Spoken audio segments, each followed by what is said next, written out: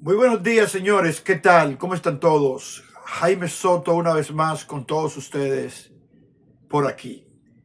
Fíjense, yo quiero en esta ocasión, me va a disculpar que tengo alergia al polen y eh, se me oye la voz un poquito medio funny, entrecortada o algo así. Miren, yo le quiero hablar de los evangelios apócrifos, que son libros dentro del cristianismo que no están en la Biblia protestante.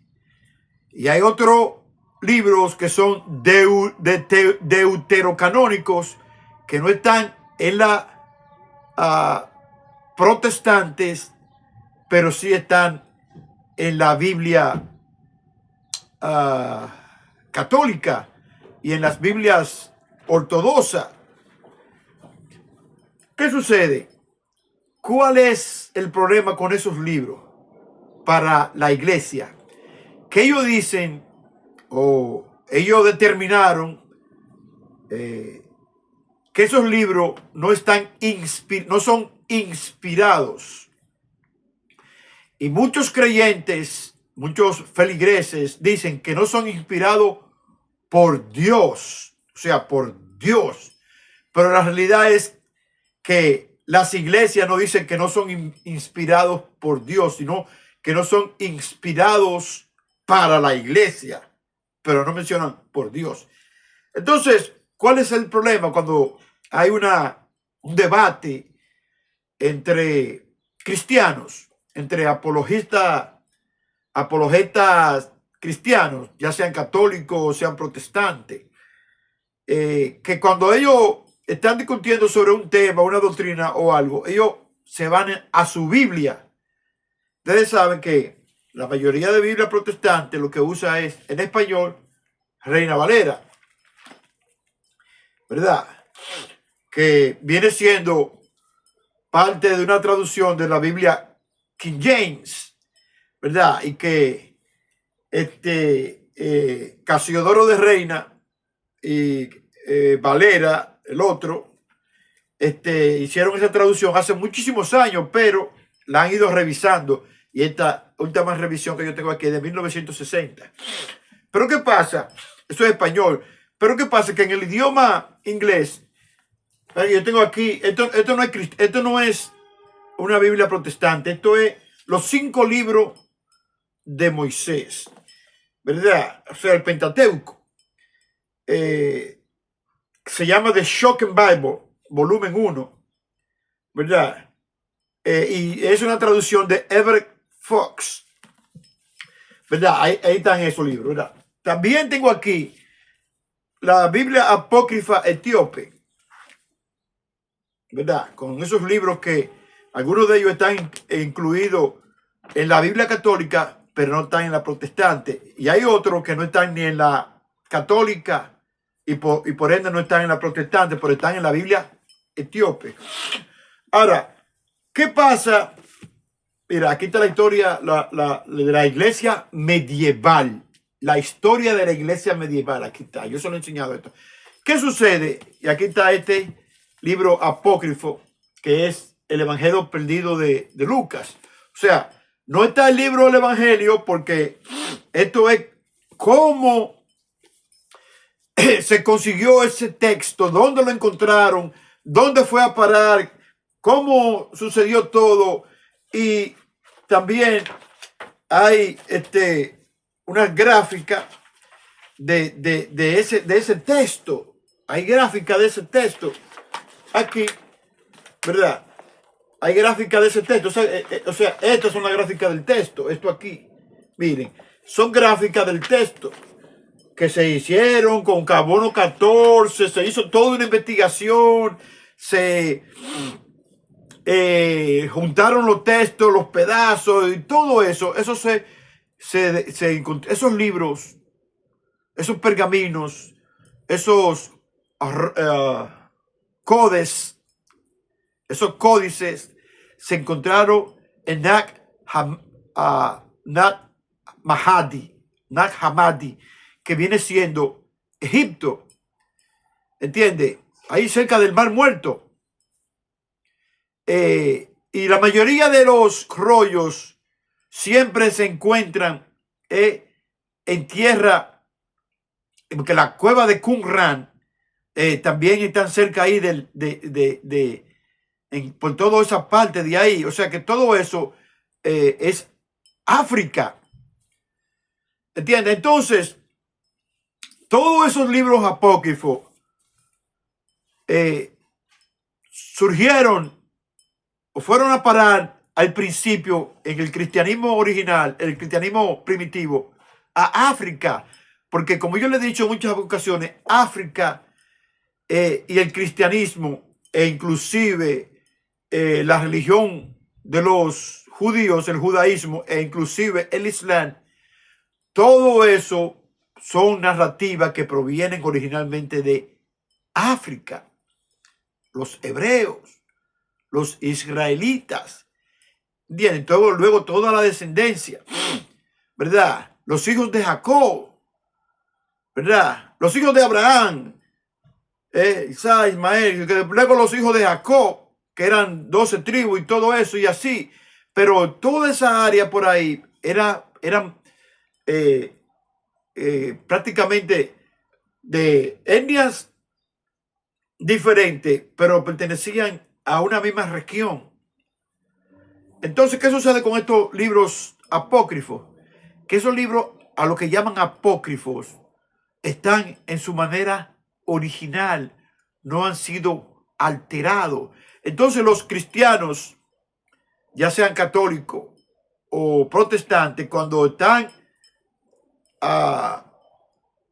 discutiendo sobre cosas de la Biblia, cada cual usa su Biblia. Entonces, no hay un entendimiento precisamente por eso, porque son Biblias que unas tienen unos libros y otros no. Yo estaba viendo ayer en un debate sobre lo que es un protestante que lo llevan al programa del doctor Guerrero Heredia, el programa se llama El Recetario, con el doctor Guerrero Heredia, y los lunes hablan de religión, filosofía y todo ese tipo de cosas. Y estaban hablando de eso, de por qué se le oran a los muertos, preguntaban. Entonces los protestantes dicen que no, que eso es un invento de los católicos. ¿Pero qué pasa? Y el novenario, que le guardan 9 días y todo eso. Entonces, que eso es invento de los católicos. ¿Pero qué pasa? Que eso está, por ejemplo, en el libro de los Macabeos, segunda de Macabeos, en el capítulo 12, desde el verso 35 hasta el 48, usted lee eso y habla de cómo se propone orar por los fallecidos que cayeron, ¿verdad? Que pelearon y todo eso, por los fallecidos, para que encuentren el camino y todo eso. Entonces, toda una tradición también de cuando una persona muere, el novenario, los 9 días y todo eso, dentro de las iglesias, menos la protestante, porque hay un problema. Además de que los protestantes con el luteranismo, con Martín Lutero y el calvinismo, haberle quitado libro a la Vulgata o a la Biblia o a la Septuaginta, entonces ellos todo lo demás lo desechan, pero son cosas cristianas, igual que todas las iglesias desechan los apócrifos, pero esos libros apócrifos son textos de los primeros cristianos, o sea, de los primeros seguidores y hasta de los que anduvieron con Jesús. Por ejemplo, usted encuentra el Evangelio de Tomás. No, es apócrifo para todas las iglesias cristianas. El Evangelio de Judas. No, es apócrifo para todas las iglesias. El Evangelio de Tobías. No, es apócrifo para todas las iglesias. El Evangelio, ¿cuál es el otro? De Felipe. No, es apócrifo para las iglesias. Entonces, aquí para los protestantes, los Macabeos, eso es apócrifo. Lo demás, todo eso es apócrifo.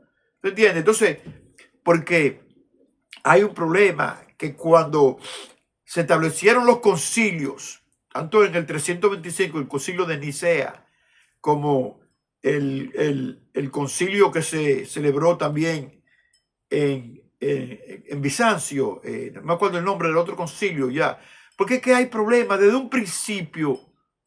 De los seguidores de Cristo han tenido problemas doctrinales, han tenido problemas. Fíjense que usted lee la Biblia y Pablo tiene problemas con Pedro. Pedro critica a Pablo, Pablo critica a Pedro. ¿Tú entiendes? Entonces, así como desde el inicio ha habido conflicto entre los seguidores de Cristo, hay un pequeño detalle, que hoy en día los protestantes se creen los dueños absolutos de las enseñanzas de Jesús. Cuando usted tiene, por ejemplo, los ortodoxos, cristianos ortodoxos en Oriente, ¿verdad? Usted tiene los católicos en Occidente y en otras partes del mundo que también hay. Usted tiene a los mismos protestantes, pero divididos. Pero usted tiene también a los cristianos gnósticos, que los cristianos gnósticos son primero que los cristianos católicos y que los cristianos protestantes. ¿Qué pasó? Porque esos cristianos gnósticos no son muy conocidos y cosas, y no se aceptan muchas cosas, porque los persiguieron, se lo declararon como herejía. Esos son herejes. Entonces, cuando un cristiano protestante está debatiendo sobre las enseñanzas de Jesús y viene y dice que solamente lo que está en esta Biblia es lo válido, eso no está bien, porque Jesús, la figura de Jesús, tiene varios seguidores y cada ellos tomaron sus anotaciones. Cada discípulo tiene su cosa de lo que aparecen, de lo que le llaman apócrifo. Tienen sus anotaciones y tienen su cosa y tienen sus enseñanzas. Porque la misma Biblia lo dice, que Jesús con algunos discípulos se apartaba y le enseñaba cosas ocultas que no se lo enseñaba a los demás. Entonces, ¿por qué Jesús hacía eso? Que le enseñaba a sus discípulos más avanzados. Le enseñaba cosas diferentes que al público en general. Es por algo. Entonces, esos discípulos a los que Jesús se apartaba con ellos, tienen constancia de las cosas de Jesús, o escribieron. ¿Te entiendes? Y yo estaba discutiendo o debatiendo en comentarios ahí con unas personas. Cuando yo le digo, la iglesia, la Biblia etíope es la Biblia más original que existe. Y entonces me dice, no, porque esa iglesia fue en el siglo IV. Y la iglesia cristiana fue, la católica fue en el siglo que sé yo qué. Sí, pero la iglesia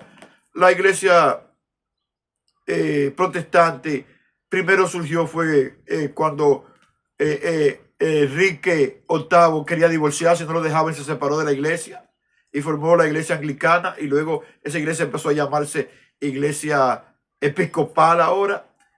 Entonces Martín Lutero vino, pero por lo menos la iglesia católica o la iglesia cristiana primitiva hacía concilios, se juntaban los obispos, pero la iglesia protestante fue un rey, por ejemplo, con el anglicanismo, Enrique VIII, que dijo, esto es así, así, así, papá.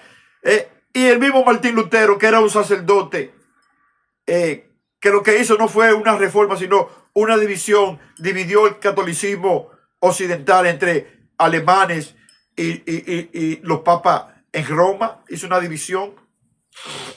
Y fue el mismo que vino las 95 tesis de Lutero. Esto es así, así, así, ya. Y esto es por ley. Y va y se armó, porque se armaron guerras.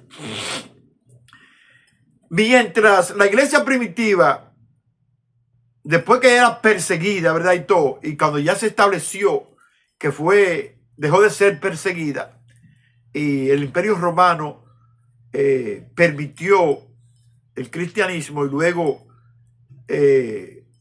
Constantino, el emperador, la oficializó. ¿Verdad? En el imperio. Después de todo eso, se hacían concilios, se determinaban, no era, se hacían concilios, no, que el Papa Inocencio, no, porque el Papa no, que lo otro, y daban cada cual su opinión. Entonces se celebraban concilio, concilio vaticano, ¿verdad? Se han ido celebrando y se llegan a cosas, pero dime tú, ¿quién determina en la iglesia protestante? Martín Lutero y Calvino hicieron su cosa, y Knox, uno que se llamaba Knox, hicieron su cosa, y más nunca se reúnen gente a revisar las doctrinas, porque el mundo va cambiando. Y por eso la iglesia católica y la misma ortodoxa son instituciones fuertes, porque se reúnen y ven las cosas. Y lo mismo pasa con este Papa fallecido Francisco, que es un Papa que estaba actualizado, que aunque seguía sus cosas doctrinales, sus dogmas jesuitas, pero de la iglesia, del cristianismo católico, ¿verdad? Era un Papa con una mentalidad abierta. Pero estos evangélicos protestantes en Latinoamérica, pero los peores son aquí en Estados Unidos. Los evangélicos de aquí de Estados Unidos, nacionalistas, esos son los más radicales. Entonces, ese radicalismo se lo han pasado a las iglesias protestantes en Latinoamérica, en Hispanoamérica y en otras partes del mundo, porque imagínense. Entonces, cuando un protestante desecha a otra persona que está hablando de un libro apócrifo, lo que está haciendo es discriminando y secuestrándose las enseñanzas de Jesús, secuestrando. Cuando un católico también hace lo mismo y desecha otra cosa, lo que está es discriminando. Entonces, esos libros apócrifos tienen su valor dentro de las personas que siguen las enseñanzas de Jesús, no en las iglesias, pero hay personas que practican un cristianismo que no está sujeto a una iglesia, a ninguna de ellas. Simplemente busca todo lo referente a Jesús, lo lee, lo analiza y lo pone en práctica humanamente posible. Así que aquellos que digan que los libros apócrifos no son inspirados por Dios, lo que ellos dicen es algo que se cae de la mata, porque la iglesia lo que dice es que no están inspirados para la iglesia. No están inspirados para la iglesia, pero están inspirados para todos aquellos que quieran seguir la enseñanza de Jesús, la enseñanza que dejaron plasmada algunos de sus discípulos sin ser alterada con traducciones por el paso del tiempo y por revisiones. Bye bye, Jaime Soto estuvo con ustedes. A leer más libros apócrifos para conocer más de lleno la enseñanza de Jesús y el origen del cristianismo y el origen de los hebreos y de los israelitas y de los judíos y hasta de los musulmanes. Bye bye, Jaime Soto estuvo con ustedes. Cuídense mucho.